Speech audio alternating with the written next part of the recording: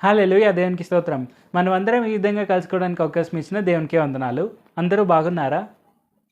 So, మనకు ఎలాంటి స్వప్నాలుండాలి? మన స్వప్నాలన్నీ నెరవేరుతాయా? అంటే మన కలలన్నీ నెరవేరుతాయా? సో, ఈ విషయాన్ని మనం ఇప్పుడు తెలుసుకుందాం. సో, మొట్టమొదటిగా మనము ప్రసంగి గ్రంథం 5వ అధ్యాయం 7వ వచనం చూద్దాం. అధికమైన స్వప్నములను, మాటలను నిష్ప్రయోజనములు. నీ మట్టుకు నీవు దేవుని యందు భయభక్తులు కలిగి ఉండుము.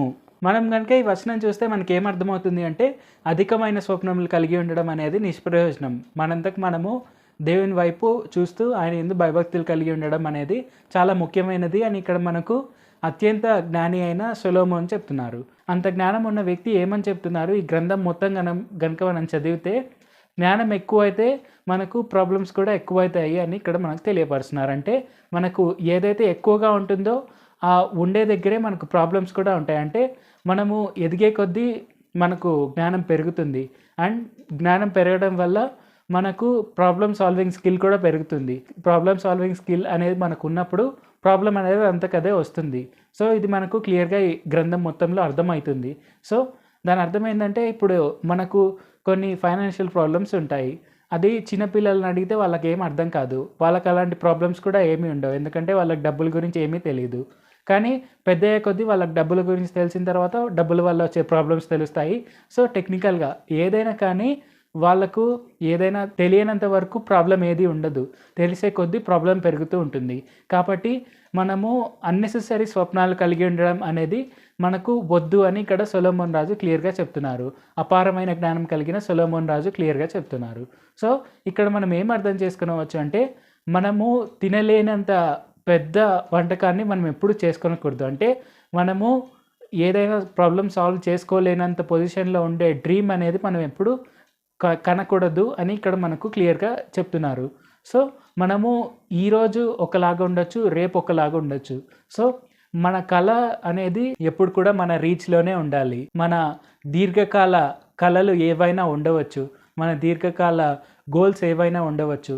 కానీ మనకు అల్పకాల గోల్స్ ఏవైతే ఉంటాయో, అంటే మనకు షార్ట్ టర్మ్ గోల్స్ ఏవైతే ఉంటాయో, ఆ గోల్స్ అన్నిటిని కూడా మనము మన రీచ్‌లో పెట్టుకోవాలి.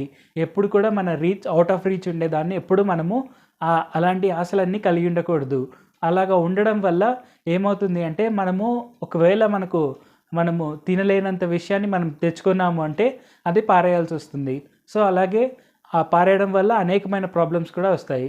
ఒకవేళ మనం మొత్తం కనుక తినేస్తే మనకు అది వామిటింగ్ వచ్చేయడమో, లేదంటే మనకు పొట్ట ప్రాబ్లమ్ అయిపోవడమో ఏదైనా అవుతుంది. సో, ఆ విధంగా మనము చేయలేని పనులు మనము చేయాలి అని మనం ఎప్పుడు అనుకోకూడదు అని ఇక్కడ మనం క్లియర్‌గా తెలుసుకొనవచ్చు.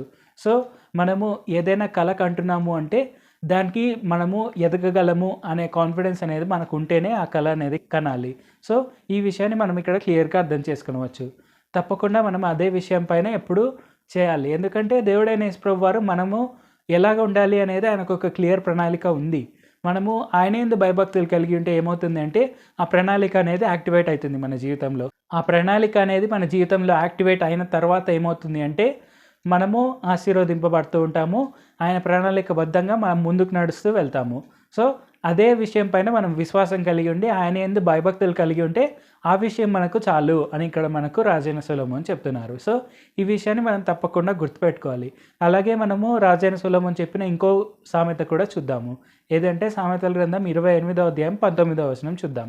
తన పొలము సేద్యం చేసుకొని వానికి కడుపు నిండా అన్నము దొరుకును. వ్యర్థమైన వాటిని అనుసరించు వారికి కలుగు పేదరికము ఇంతంత కాదు. మనకి ఏదైతే పని ఇస్తారో దేవుడైన యేసు ప్రభువారు, అంటే మన పొలంలో పని మనం చేసుకుంటే చాలు. అంటే మనం చేయగలిగే పని మనం చేస్తే చాలు. మనకు ఆయన ఇచ్చిన పని మనం చేస్తే చాలు. మనము ఇతరులు ఏదో చేస్తున్నారు, అది చూసి మనం ఇన్స్పైర్ అయిపోయి నేను కూడా ఇది చేసేయగలను, నేను కూడా అలాగే ఎదిగేయగలను, అతను చూడు ఎంత బాగా ఎదిగాడో అని మనం రోల్ మోడల్స్ని పెట్టుకొని వాళ్ళలాగా అయిపోదాం అనుకోవడం అనేది అది వ్యర్థము. వాళ్ళకు వచ్చే కష్టాలు ఇంతంత కాదు అని ఇక్కడ క్లియర్‌గా మనకు చెప్తున్నారు. అంటే మనము ఎప్పుడు కూడా మనము మన ఫస్ట్ వర్షన్‌గా ఉండాలి. అంటే మనం ఇప్పుడు ఒక అతన్ని చూసి అతనిలాగా నేను ఉండాలి అని మనం అనుకోకూడదు. నేను గొప్పగా ఎదిగి నాలాగా నేను ఉండాలి అన్నట్టు మనం అనుకోవాలి. సో, అది మనకు చాలా ముఖ్యమైన విషయము. అదే మనకి ఇక్కడ రాజైన సొలొమోన్ కూడా చెప్తున్నారు. మనకు దేవుడైన యేసు ప్రభువారు ఉన్నారు. దేవుడైన యేసు ప్రభువారి వైపు మనం చూస్తూ ఆయన మన కోసం పెట్టిన ప్రణాళికను మనం కంప్లీట్ చేస్తూ ముందుకు సాగాలి. అదే మనకు ఎవరో బాగా చేశారు, వాళ్ళకి ఇంత డబ్బులొచ్చాయి, సో మనం కూడా వాళ్ళలాగే చేద్దాం, మనకు కూడా డబ్బులొస్తాయి అని అవన్నీ అనుకోకూడదు. ఎందుకంటే అది మన పొలం కాదు. మన పొలం కాని చోటికి మనం వెళ్ళి మనము పని చేయగలుగుదాం అనేది మనకు అసంభవమైన పని. మనకు వచ్చే పనిని అంటే మన పొలంలో మనం పని చేస్తూ మనకు మన పరిధిలో ఉండే ప్రతి ఒక్క పనిని మనం కంట్రోల్ చేస్తూ, అంటే మనం కంట్రోల్ చేయగలిగే ప్రతి ఒక్క దాన్ని మనం కంట్రోల్ చేస్తూ మనము అన్నిటినీ కరెక్ట్గా చేసుకుంటూ ఆయన ప్రణాళికలో ముందుకు సాగడం అనేది మనకు చాలా చాలా ఇంపార్టెంట్. అది కావాలి అంటే మనం ఎప్పుడు కూడా ఆయన వైపు చూస్తూ ముందుకు సాగాలి. ఎందుకంటే మనము ఈ భూమిపైన బతికి ఉన్నామంటే దానికి కారణం దేవుడైన యేసు ప్రభువారు. ఆయన పైన డిపెండ్ అయ్యి ముందుకు సాగడం అనేదే మనకు చాలా గొప్ప విషయము. ఈ విషయాన్ని మనం తప్పకుండా గుర్తుపెట్టుకొని ఎప్పుడు కూడా ఆయన పైన మన డిపెండెన్సీ అనేది ఉంచుకొని మనము అన్నెసెసరీ అంటే మనము ఏదైనా ఒక 1000 రోజుల పని స్టార్ట్ చేసామంటే మనకు 1000వ రోజు వచ్చే ఆశీర్వాదాన్ని, 1000వ రోజు వచ్చే రివార్డ్‌ని మనం మొదటి రోజే పొందుకోవాలనుకోకూడదు. అది వ్యర్థమైన కలే అవుతుంది.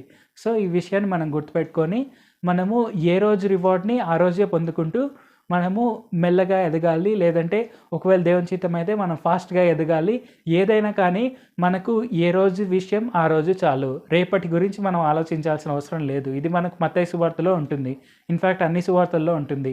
మనకు ఏనాటికీడో ఆనాటికి చాలు. రేపటి గురించి మనం చింతించాల్సిన అవసరం లేదు. సో, ఈ విషయాన్ని మనం తప్పకుండా గుర్తుపెట్టుకొని ఆయన పైన విశ్వాసం కలిగి ఉండి, ఆయన యందు భయభక్తులు కలిగి ఉండి, మనం రోజు చేయాల్సిన పనులు ఏంటంటే మనం బైబిల్ చదువుతూ, ప్రార్థన చేస్తూ, మనం వీలైతే మోకరించి ప్రార్థన చేస్తూ, ప్రతి వారం ఉపవాసం ఉండి ప్రార్థన చేస్తూ మనము ఆయనలో ఎదుగుదాము. తప్పకుండా అలా చేద్దాం. ప్రార్థన చేద్దాం. పరిశుద్ధ జీవాధిపతి జీవంగల దేవ యేసయ్య, ఈరోజు మాకు ఇచ్చిన ఈ గొప్ప వాక్యాన్ని బట్టి మీకే వందనాలు తండ్రి.